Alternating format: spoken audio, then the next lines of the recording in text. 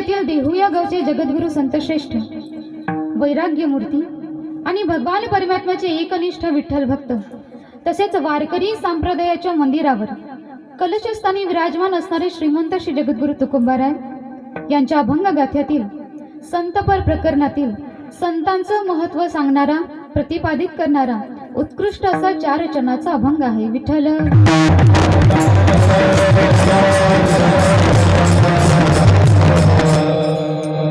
या अभंगामध्ये तुकोबाराय म्हणतात, जर स्वतःला जीवाचा उद्धार करून घ्यायचा असेल तर त्याने संतांच्या संगतीमध्ये आलं पाहिजे.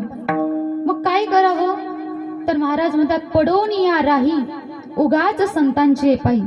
नुसतं संतांच्या चरणाजवळ पडून जरी राहिलं तरी जीवाचा उद्धार होऊ शकतो.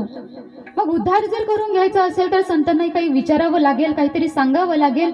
तुकोबाराय म्हणतात, काही त्याची गरज नाही. न लगे पुसणे सांगावे चित्त शुद्ध करी भावे. काही विचारायची आणि सांगण्याची काही गरज नाही. फक्त संतांच्या सानिध्यामध्ये राहिलं की आपल्या चित्ताची शुद्धी करून घेतली पाहिजे. मग एकदा चित्त शुद्ध झालं की मग काय होईल? महाराज म्हणतात, सहजते स्फिती उपदेश परयुक्ती.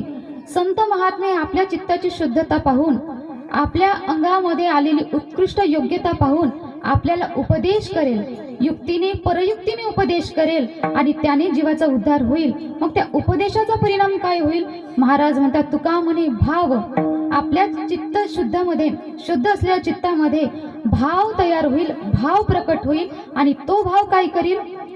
जवळी धरुणी आणि देव या जगाच्या मालकाला, अखिल कोटी ब्रह्मांड नायक असणाऱ्या भगवंताला आपल्या दारामध्ये उभं करण्याचं सामर्थ्य संतांनी प्राप्त करून दिलेल्या भावातच आहे. आणि म्हणून त्याच्याकरिता संतांच्या सानिध्यामध्ये आलं पाहिजे. पडोनिया राही उगाच संतांचे पायी, असा या अभंगाचा सरळ सोपा असणारा भावार्थ आहे. विठ्ठल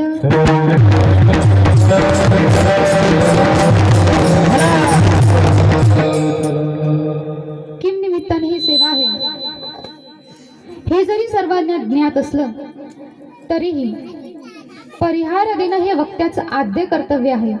आणि म्हणून